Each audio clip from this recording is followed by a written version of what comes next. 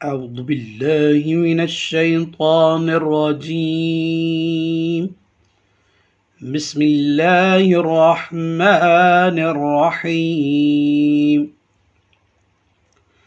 अल्लाह के फ़ज़ल व करम से और आपकी दुआओं से कुरान मजीद को ये लफ्ज़ ब लफ्ज़ पढ़ने का सिलसिला जारी व सारी है। आज के लेसन में हमने सूरह मुबारक अल बकरा की आयत नंबर 106 से पढ़ना शुरू करेंगे। तो शुरू करते हैं अपनी आज की क्लास। और आज की क्लास शुरू करने से पहले मेरे हाज़िर नाज़रीन से ये दरख्वास्त है कि जो हमारे चैनल पे न्यू आए हैं वो हमारे चैनल को ज़्यादा से ज़्यादा सब्सक्राइब करें और अपने दोस्तों के साथ शेयर करें, ताकि ज़्यादा से ज़्यादा लोग जो है ना कुरान की तालीम को हासिल कर सकें। तो शुरू करते हैं आज की क्लास। बिस्मिल्लाहिर्रहमानिर्रहीम। मा नंसख मिन आयतिन मा नंसख मिन आयतिन औ नुनसिहा नअति नअति बिखैरिम मिन्हा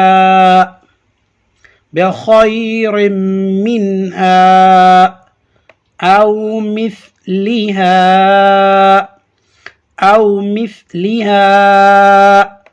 अलम तअलम अन्नल्लाह अला कुल्लि शैइन क़दीर अन्नल्लाह अला कुल्लि शैइन क़दीर अलम तअलम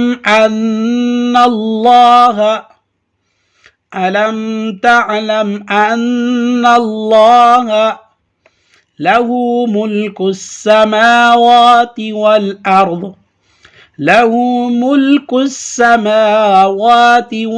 अर्द वमा लकुम मिन दूनिल्लाह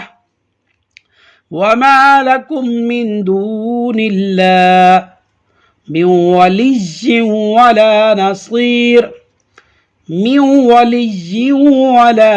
नसीर अम तुरीदून अन तस्अलू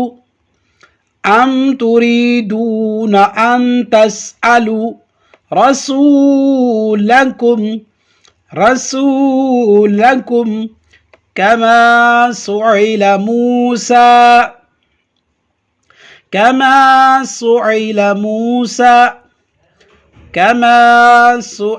मूसा मिन क़ब्ल वमन यतबद्दलिल कुफ्र बिल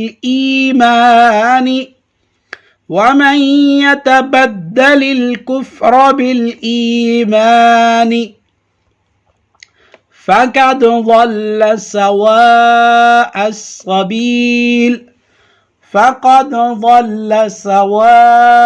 السبيل ود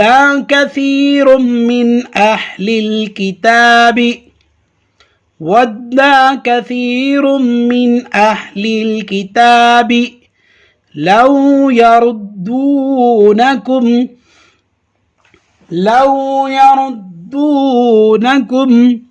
من بعد إيمانكم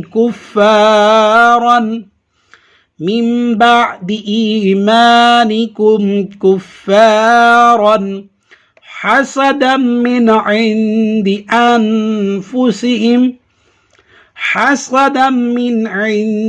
أنفسهم من بعد ما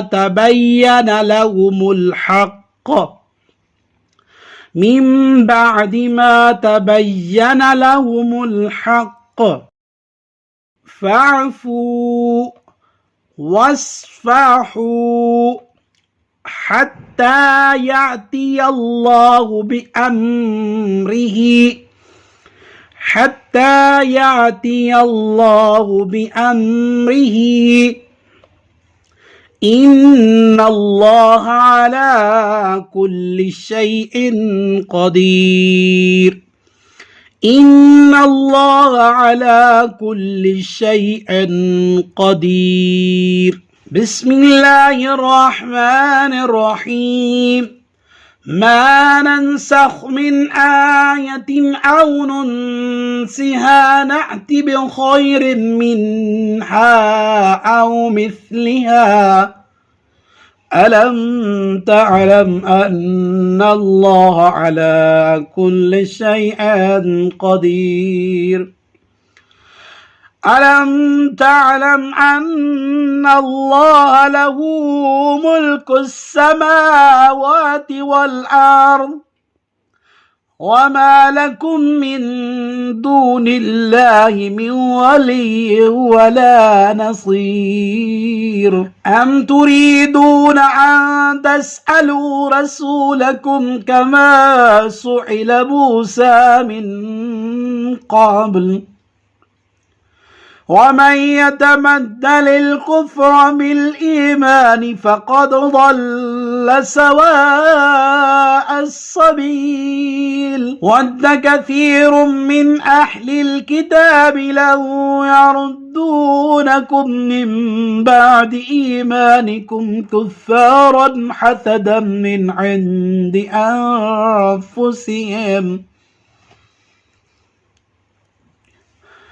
من عند أنفسهم من بعد ما تبين لهم الحق فاعفوا واصفحوا حتى يأتي الله بأمره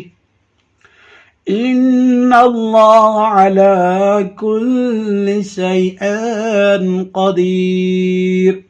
صدق الله العلي العظيم